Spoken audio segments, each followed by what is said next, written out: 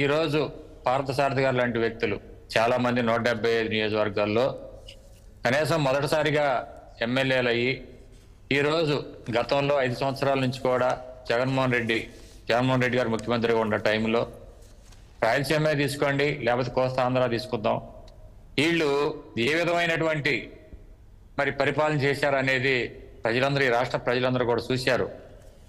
కానీ 2019లో రాయలసీమలో రాష్ట్ర చరిత్రలో ఏనాడు రాని మెజార్టీలు ఆ రోజు జగన్మోహన్ రెడ్డి గారు గెలిచినటువంటి అభ్యర్థులకు వచ్చినాయి. కానీ వాళ్ళు ఏ విధమైన పరిపాలన చేశారు? ఈరోజు పార్థసారథి గారు లాంటి వాడు మాట్లాడుతున్నారంటే, ఈరోజు మేము చూసామండి, బలరాం గారు ఒక అంగన్వాడీ టీచర్ కాదు, ఆయా కాదు, ఈరోజు రేషన్ షాప్ డీలర్లు కాదు, ఈ రోజు ఏదైతే వాళ్ళు పార్టీ అండలు చూసుకుని ఏనాడు మేము 40 ఏళ్ల నుంచి రాజకీయాల్లో ఉన్నాం, కనీసం ఎప్పుడైనా ఇలాంటి రేషన్ షాప్ డీలర్లు కానివ్వండి, విఏఓలు కానివ్వండి, ఎఫ్ఏలు కానివ్వండి, అట్లాగే మరి అంగన్వాడీ టీచర్స్ కానివ్వండి, అంగన్వాడీ వర్కర్లు కానివ్వండి, ఏ రోజు రాజకీయాల్లోకి రాని పరిస్థితి. కానీ 2019 నుంచి గ్రామాల్లో మేము చూసాం, చాలా మంది జగన్మోహన్ రెడ్డి గారి కంటే ఎక్కువగా మేమే ముఖ్యమంత్రి, మేమే మంత్రులు, మేమే ఎమ్మెల్యే ఈ రోజు అనే విధంగా ఆ పరిపాలన అట్లా చేసిన వ్యక్తులు కొందరు ఉన్నారు. కానీ ఈ రోజు ఏదైతే ఎలాంటి మా పార్థసారథి గారు లాంటి కూటమి ప్రభుత్వంలో మరి బీజేపీ నుంచి గెలిచినటువంటి పార్థసారథి గారికి కూడా గ్రామాల్లో కొన్ని గ్రామాల్లో మరి లోకల్ గా ఉన్న పరిస్థితులన్నింటిని కూడా మరి దృష్టిలో పెట్టుకుని అక్కడ జరుగుతున్నటువంటి అన్నింటిని కూడా మరి ఆయన కళ్ళారా చూసి ఈ రోజు ఎలాంటి వాటికి ఎవరైతే పాల్పడ్డారో అలాంటి వ్యక్తులు మేము ఎక్కడ కూడా తొలగిస్తాము, ఇలాంటి పార్టీ కండవాలు వేసుకుని పనిచేసిన వ్యక్తులందరూ కూడా మేము తొలగించి కొత్త వారిని పెడతామని చెప్పడం అనేది, ఆయన ఒక ఎమ్మెల్యేగా ఉండి ఈ రోజు ఫ్రెష్ గా వచ్చిన ఎమ్మెల్యే గారు కాబట్టి ఆయన మరి ఆ పబ్లిక్ లో మాట్లాడారు. కానీ అది మాట్లాడాల్సి ఉండాల్సిన అవకాశం కాదు. ఒక ఎమ్మెల్యే ఉన్నటువంటి వ్యక్తి ఎక్కడెక్కడైతే లోపాలు ఉన్నాయో, ఎక్కడైతే ఈ రోజు డీలర్లు కానివ్వండి, మిడ్ డే మీల్స్ కానివ్వండి, ఈరోజు ఎఫ్ఏలు కానివ్వండి, లేకపోతే ఫీల్డ్ అసిస్టెంట్ అట్లాగే విఏఓలు కానివ్వండి, విఏఓలు కానివ్వండి, ఆర్పీలు కానివ్వండి, వీళ్ళందరూ ఎక్కడెక్కడ సరిగా పని చేయట్లేదో, ఎక్కడెక్కడ గతంలో పార్టీ కండవాలు వేసుకుని పనిచేశారో వీళ్ళు ఇప్పుడు కూడా మారకుండా మేము జగన్మోహన్ రెడ్డి గారి ముఖ్యమంత్రి అనే పరిస్థితిలో ఈ రోజు గ్రామాల్లో మరి జరుగుతూ ఉంది. వాటన్నిటి మీద ఆయన కొంత ఆవేదన చెంది ఈ ఒక ఎమ్మెల్యేగా ఉన్నటువంటి వ్యక్తి మరి పబ్లిక్ లో మాట్లాడటం జరిగింది. ఏదేమైనప్పుడు కూడా ఈ రాష్ట్రంలో ప్రజలందరూ కూడా ఒక సుదీర్ఘమైన తీర్పు ఇచ్చారు. ఇవాళ కూటమి అభ్యర్థులకి 164 అసెంబ్లీలో ఈ అసెంబ్లీలు బ్రహ్మాండమైన మెజార్టీతో ఈరోజు అసెంబ్లీ పంపించారు. ఏదైతే మరి రమేష్ గారు చెప్తా ఉన్నారు, ఎక్కడెక్కడ బెల్ట్ షాపులు ఉన్నాయి, లేకపోతే ఎక్కడెక్కడ ఉన్నాయో కొలిపూడి శ్రీనివాస్ గారు చెప్పారు, లేకపోతే ఇంకోటి చెప్పారని కాదు. ఈ రోజు ఎక్కడైనా కానీ ఈ రాష్ట్రంలో బెల్ట్ షాప్ తీస్తే తాట తీస్తామని మా గౌరవ ముఖ్యమంత్రి క్లియర్ గా మరి చెప్పడం జరిగింది. మరి అట్లాగే పవన్ కళ్యాణ్ గారు కూడా తన శాసనసభ్యులు ఎక్కడ కూడా ఎవరో కూడా ఎటువంటి కాంట్రాక్టుల్లో కానివ్వండి, బెల్ట్ షాపుల్లో కూడా ఎక్కడ కూడా ఇన్వాల్వ్ అవ్వకూడదని క్లియర్ కట్ గా పవన్ కళ్యాణ్ గారు మాట్లాడారు. ఏదేమైనప్పుడు కూడా ఎలాంటి విషయాలన్నింటి కూడా ఒక ఎమ్మెల్యేగా ఉన్నటువంటి వ్యక్తులు అధికారులని ఇవాళ ఎంపీడీఓ గారు కానివ్వండి, తహసీల్దార్ గారు కానివ్వండి, ఆర్టీఓ గారు కానివ్వండి, ఈరోజు కలెక్టర్ గారితో కూర్చోబెట్టి మాట్లాడాల్సిన విషయాల్ని ఆయన కొత్త అవటం వల్ల ఈ విధంగా మాట్లాడారనేది నా అభిప్రాయం ఉంది. ఏదేమైనప్పుడు కూడా ఒక గత 5 సంవత్సరాలు కూడా మరి ఈ విధమైన పరిపాలన సాగించినటువంటి డీలర్లు కానివ్వండి, మరి వీళ్ళందరినీ కూడా ఈ రోజు మరి ఏం చేయాలనే దాని మీద కూడా మరి ప్రభుత్వం ఆలోచిస్తా ఉంది. ఇది నామినేట్ పోస్టులు అయితే మీరు అన్నట్టు ఇంత పెద్దలు చెప్పిన విధంగా నామినేటెడ్ పోస్ట్ అనేది ఒక GOH అనేది తీసేయడం జరుగుతూ ఉంటది. కానీ ఈ రోజు ఏదైతే మనం నోటిఫికేషన్ ద్వారా ఎంపికై వచ్చిన అభ్యర్థులను అన్నిటినీ తీసేయటం అనేది ఎక్కడ కొంచెం జరగదు అది ఎక్కడ కూడా.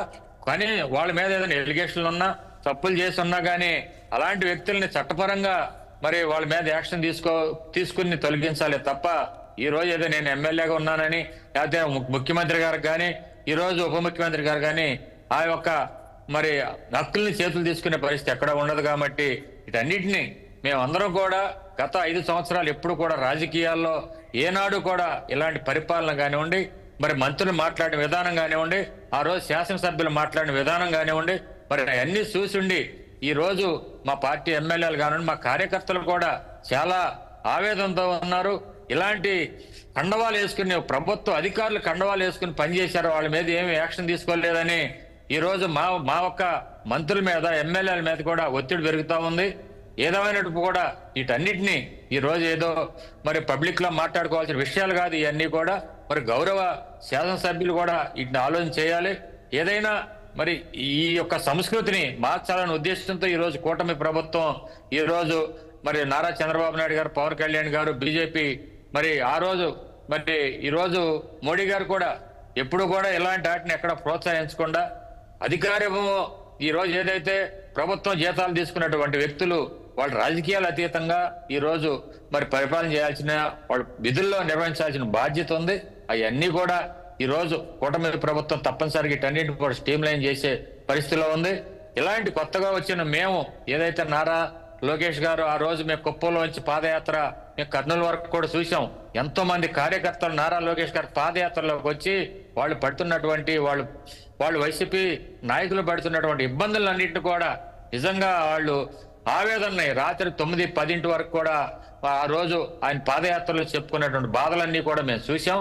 అవన్నింటినీ కూడా ఈ రోజు ఒక అసెంబ్లీలో గెలిచినటువంటి ఎమ్మెల్యేలందరూ కూడా మరి వాళ్ళు చేసినటువంటి అకృత్యాలు కానివ్వండి, ఆ రోజున ఏదైతే వైసీపీ కండవాలు వేసుకోలేదు కానీ వేసుకునే విధంగా కార్యకర్తల్లాగా చేయటం వల్ల కొన్ని చోట్ల ఈ పరిస్థితి మరి ఉత్పన్నమైంది. వీటన్నిటిని కూడా ఎప్పుడే రాజకీయాల్లో శాశ్వతం కాదు. ఈ రోజు మేము అధికారం ఉండొచ్చు, నిన్న జగన్మోహన్ రెడ్డి గారు అధికారంలో ఉన్న 151 సీట్లతో, కానీ ఈ రోజు ఆయన ప్రతిపక్ష హోదా కూడా రాలేదంటే ఆ పరిపాలన ఏ విధంగా సాగిందనే దాంట్లో ప్రజలే స్పష్టమైన తీర్పిచ్చారు. రేపు కూడా ఈ కూటమి అభ్యర్థులు అందరూ కూడా మా ముఖ్యమంత్రి గారు ఒకటే చెబుతా ఉన్నారు, మా పవన్ కళ్యాణ్ గారు ఒకటే చెబుతున్నారు, 25 సంవత్సరాలు కూటమి అభ్యర్థులు మళ్ళీ కూటమి అధికారంలో ఉంటే ఈ రాష్ట్రాన్ని ఈ భారతదేశంలో అగ్రగామి రాష్ట్రంగా తీర్చిదిద్దాలనేది కూడా మొన్న మా పార్టీ మరి ముఖ్యమంత్రి వారు కూడా విజన్ 2047 కూడా తీసుకొచ్చి మరి ఈ రాష్ట్రంలో మనకి రాజకీయాలు కాదు అభివృద్ధిలో ముందుకెళ్లాలని మరి చేసినటువంటి పరిస్థితి మీ అందరూ చూశారని కూడా తెలియజేస్తా ఉన్నాను. బలరాం గారు, శ్రీనివాసరావు గారు, ఇక్కడ ఎమ్మెల్యే గారు ఒక మాట చెప్పారు. ఆయన పరోక్షంగా హెచ్చరించినట్టుగానే కనిపించింది. ఆయన ఏం చెప్తున్నారు? అదోనిలో నేను హింసను సహించను, ఎవరిని కొట్టొద్దు, ఎవరిని తిట్టొద్దు, ప్రశాంతంగా మీరు వెళ్ళి మీకు కావాల్సిన చోట కూర్చోండి, మిమ్మల్ని ఎవరు కదుపుతారో నేను చూస్తానని చెప్పారు. ఎవరిని కొట్టొద్దు, ఎవరిని తిట్టొద్దు, మీకు కావాల్సిన చోట పోయి కూర్చోండి అని చెప్పానంటే ఇప్పటి వరకు మనకు అందుతున్న సమాచారం ప్రకారం 5 షాపులకు టీడీపీ కూటమికి సంబంధించిన కార్యకర్తలు వెళ్ళి అక్కడ ఏది రేషన్ షాపులకు తాళాలు వేసుకొని ఇక మీరు వెళ్ళిపోండి అని చెప్పేసి, వాళ్ళు వైసీపీ కార్యకర్తలు కాదు తెలియదు మనకు, సరే వైసీపీ కార్యకర్తలైనా దానికి ఒక ప్రొసీజర్ ఉంటుంది, అది వేరే విషయం. మీరంతా వెళ్ళిపోండి, ఇక మా ఎమ్మెల్యే గారు చెప్పేశారు, ఇక మీరు వెళ్ళిపోండి, ఇది మావే అని చెప్తున్నారట. మరి ఆ షాప్స్ ఓపెన్ చేయించే అవకాశం ఉందా మీరు? అదే బలరాం గారు, మేము చెప్పేది ఒకటే, మా ఎమ్మెల్యే గారు కొత్తగా ఎన్నికయ్యాడు, ఆయనకి మరి ఆయన అక్కడ పడినటువంటి ఇబ్బందులన్నింటిని కూడా ఆయన మీటింగ్ లో మాట్లాడటం చేసిందే. కానీ ఈ రోజు కార్యకర్తలను వెళ్ళి రేషన్ షాపులను తాళాలేయండి, లేకపోతే మిడ్ డే మీల్స్ తాళాలేయండి అని చెప్పంగానే ఏసీఐటాకి మరి ఏదైతే వాళ్ళు రేషన్ షాప్ డీలర్ అనే అతను వేసినా కానీ సార్ అయినా, ఎందుకంటే నాయకుడు ఆదేశించినప్పుడు కార్యకర్త అమలు చేయాలి. జరిగింది మంచి ఏం జరిగింది దాని మీద కూడా విశ్లేషణ చేసుకుని మేము ఒకటి అంటున్నాం. అందరూ చెడ్డోళ్ళు ఉండరు, అందరూ మంచోళ్ళు.